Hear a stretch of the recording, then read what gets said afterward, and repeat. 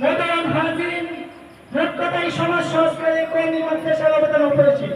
কারণ কোরআন ও হাদিসের আলোকে মান আলাইহি ওয়াসাল্লামের বাস্তব প্রতিশ্রুতি হিসাবে এক একটি ছাত্রকে এমনভাবে গড়ে তোলা হয় যার একটি ছাত্র একটি সমাজ নয়, বরং একটি রাষ্ট্রকে কোরআন ও হাদিসের আলোকে সাজাতে সক্ষম।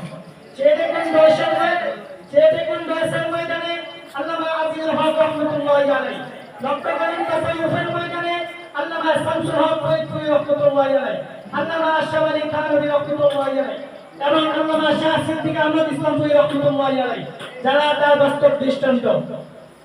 ঘুরে দেখুন স্বাধীন বাংলা ইতিহাসে যেখানে আল্লামা ভাসানী ও আকবর আলী স্বাধীনতা সংগ্রামে অসামান্য অবদান রয়েছে।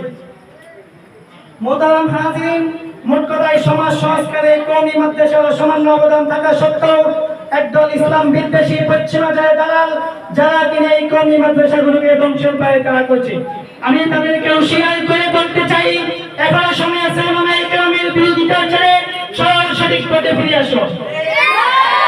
কারণ ওলামায়ে কেরামের বিরোধিতা করার অর্থ হলো স্বয়ং আল্লাহ এবং তার রাসূলের বিরোধিতা করা। আল্লাহ এবং তার রাসূলের বিরোধিতা করতে গিয়ে ফেরাউন এবং নমরুদের যে অবস্থা হয়েছিল তা থেকে শিক্ষা গ্রহণ করো।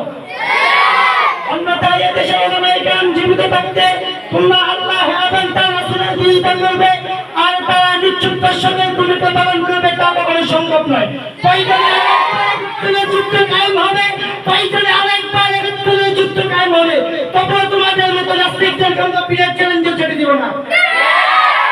মোহতারাম হাজিরিন, সঠিক পথে ফিরে আসে তোমরা ইসলাম ও মুসলমানদের প্রতি বিদ্বেষ ছড়াবে, তা কখনো সম্ভব নয়।